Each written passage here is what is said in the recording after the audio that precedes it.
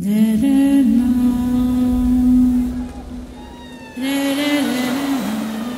শহরটি বাংলাদেশে অবস্থিত, যার নাম ঢাকা।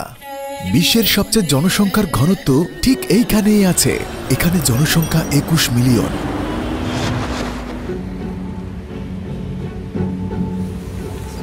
ঢাকায় 21 মিলিয়ন বাস করে। দুর্ভাগ্যক্রমে এটি বিশ্বের সবচেয়ে দূষিত দেশ, বিশ্বের সবচেয়ে জনবহুল শহর। এই শহরে শান্তি নেই বললেই চলে।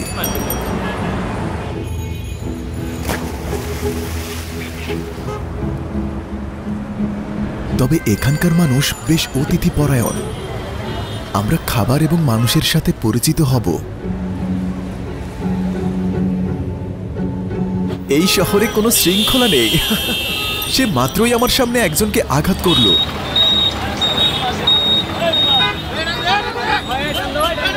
আসসালামু আলাইকুম। অসম্ভব যানজট, যদিও তারা এতেই খুশি। সালাম।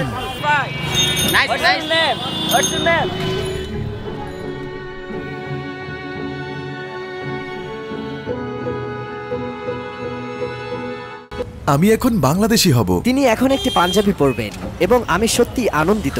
আজ বাংলাদেশের রাজধানী ঢাকায় আমাদের প্রথম দিন। এটি বাংলাদেশের ঐতিহ্যবাহী পোশাক।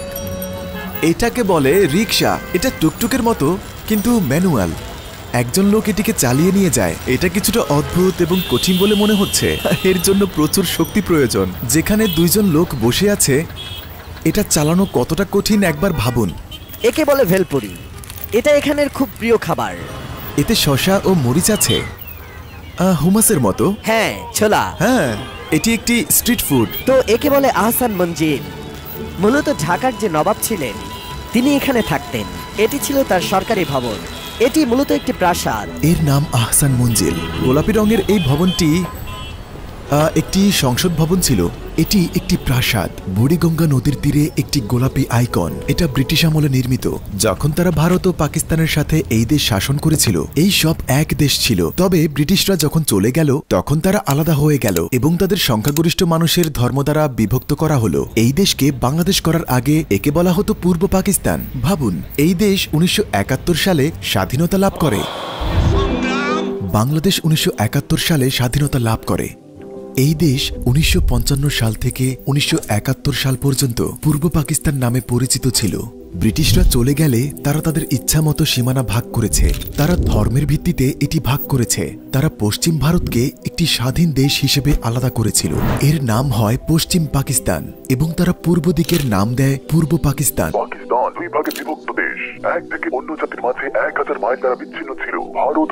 পাকিস্তান কর্তৃক শোষণের কারণে তারা ভারতের সমর্থনে স্বাধীনতা চেয়েছিল। তারা এর নাম দিয়েছে বাংলাদেশ, কারণ তারা বাঙালি এবং দেশ অর্থ ভূমি।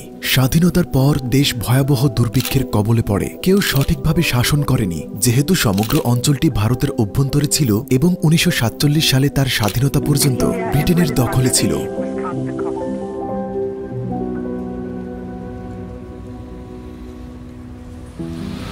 পাঞ্জাবি আছেন? হ্যাঁ হ্যাঁ, পাঞ্জাবি। তো এটাই কি বাকরখানি? বাকরখানি, হ্যাঁ। মূলত বাকার নামে একজন সেনাপতি ছিলেন এবং খানি নামে একজন নর্তকী। তারা প্রেমে পড়েছিল।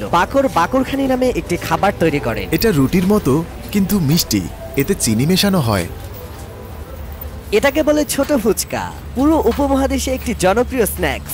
জেনে রাখুন, বাংলাদেশ, পাকিস্তান এবং ভারতে এটি অনেক প্রিয়। আমি এখন অভ্যস্ত হয়ে গেছি।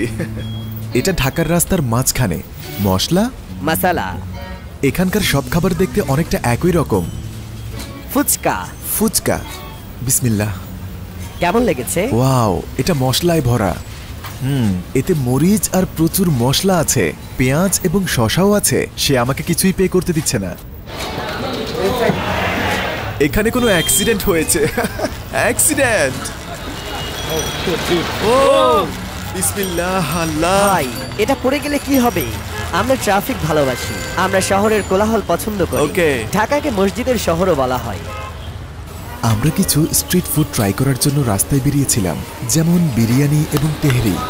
এই খাবারগুলো কাঁঠালের পাতায় পরিবেশন করা হয়।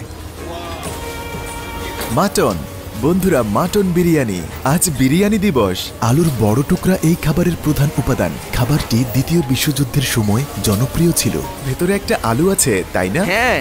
এই খাবারটি আগেরগুলোর চেয়ে অনেক সুস্বাদু দেখাচ্ছে। এটা বেশ নরম। এই শহর খুবই দূষিত এবং ঘনবসতিপূর্ণ। কেউ এখানে সহজে থাকতে পারে না। যাই হোক, এখানের মানুষ কিন্তু চমৎকার।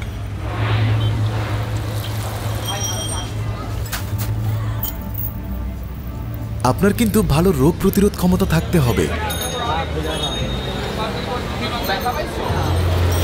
বিসমিল্লাহ কাবাব নামের এই রেস্টুরেন্ট দিয়ে শুরু করব। এটা পরিষ্কার না। আমি জানি না এটা কতটা স্বাস্থ্যকর হবে। এখানে কি বিসমিল্লাহ লেখা আছে? খাবারের দোয়া পড়ুন, খেয়ে নিন। মামা মানে আঙ্কেল। মামা আঙ্কেল, তাই না? হ্যাঁ, এর মানে ভাই। এটা দেখতে ভালো। বাংলাদেশি মশলা দিয়ে গ্রিলড চিকেন। মশলা সত্যি? হ্যাঁ।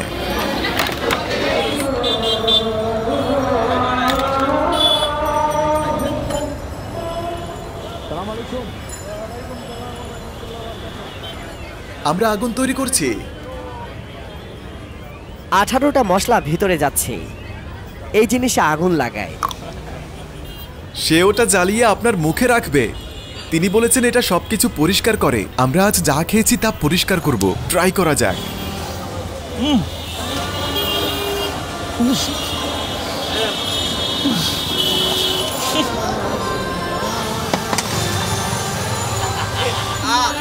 এই তো শাবাশ। ইয়েস। রাইট।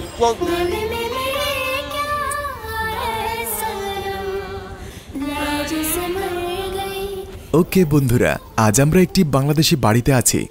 উনি নাদিয়া, রাফসানের খালা। আপ্যায়নের জন্য অনেক ধন্যবাদ। আপনাকেও ধন্যবাদ। তারা আমাদের জন্য অনেক আয়োজন করেছে।